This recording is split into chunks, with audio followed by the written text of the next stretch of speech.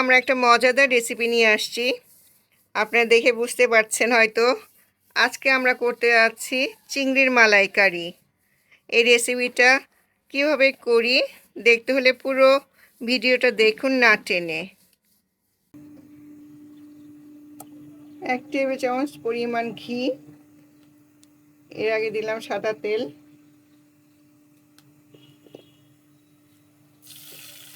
2টা তেজপাতা, এলাচ, দারচিনি। এখন একটু ভালো করে নেড়ে নিব।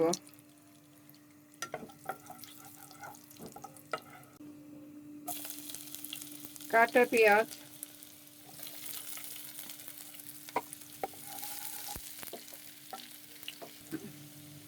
2 টেবিল চামচ পরিমাণ পেঁয়াজ কেটে দিলাম। এখন আবার তেলের মধ্যে ভালো করে নেড়ে নিব।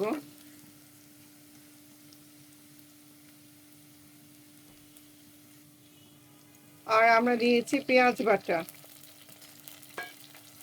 কাঁচা পেঁয়াজ কেটে দিয়েছিলাম প্রায় 3 টেবিল চামচ পরিমাণ। তখন ভুল বলেছে, আরো বেশি দিয়েছে পরে। পেঁয়াজ বেশি দিলে রান্নার স্বাদটা বাড়ে। 1 টেবিল চামচ পরিমাণ আদা রসুনের পেস্ট,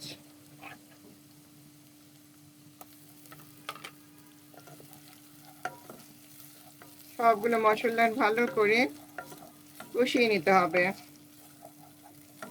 মশলার গন্ধটা যেন যায়। দিয়েছি অল্প একটু লাল মরিচের গুঁড়ো, আর দিয়েছি পরিমাণ মতো লবণ।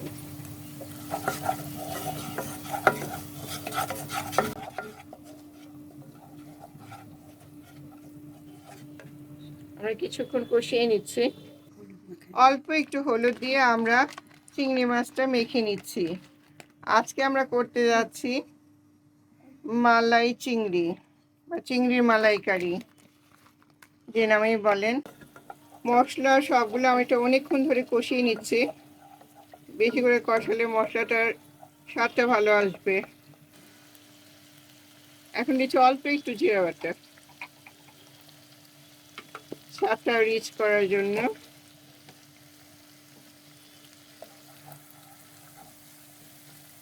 তিন টেবিল চামচ পরিমাণ এখন দিচ্ছি টক দই।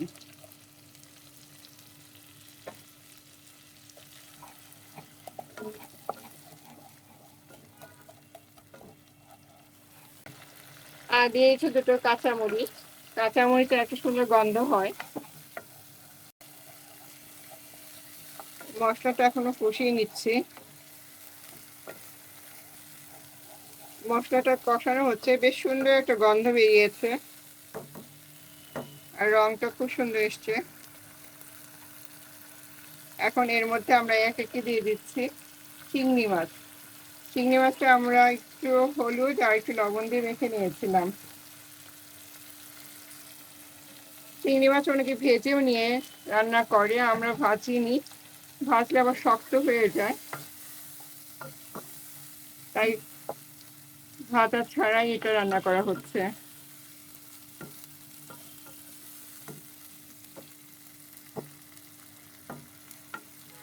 আর কিছুক্ষণ মশলার মধ্যে কষিয়ে নিব।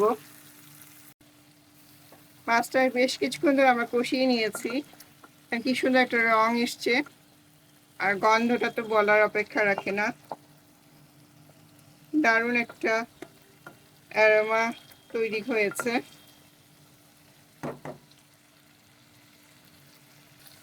এখন আমরা এর মধ্যে দিব নারকেলের দুধ।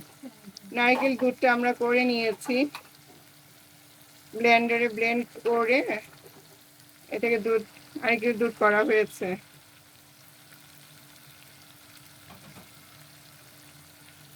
1 কাপ পরিমাণ নারকেল দুধ দিয়ে দিচ্ছি। এই নারকেলের দুধটাই চিংড়ি মালাইকারির মেন উপাদান। 1 কাপ পরিমাণ নারকেল দুধ দিয়ে এখন আমরা এটা কিছুক্ষণ জাল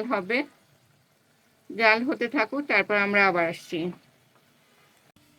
এই পর্যায়ে এসে আমরা চিংড়ি মালাইকারিতে দুটো কাঁচামরিচ দিয়েছি, আগে একটা দিয়েছিলাম, একটু ঝাল হলেও ভালো লাগে। আর আপনারা দেখতে পাচ্ছেন রংটা কি সুন্দর আসছে। আরও কিছুক্ষণ হবে, তারপরে আমরা আসছি সর্বশেষ অবস্থা নিয়ে। Almost done. এই হচ্ছে আমাদের চিংড়ির মালাইকারির সর্বশেষ লুকটা। দেখুন কি সুন্দর লাগছে।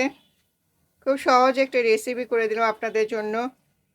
আমাদের চ্যানেলটা সাবস্ক্রাইব করার জন্য অনুরোধ থাকলো। অনেক অনেক রেসিপি আছে, একটু সময় করে আমাদের চ্যানেলটা ঘুরে আসা আমন্ত্রণ রইল। সাথে করে লাইক কমেন্টস শেয়ারটা করলে আরও খুশি হব। সবাই ভালো থাকবেন। আল্লাহ হাফেজ।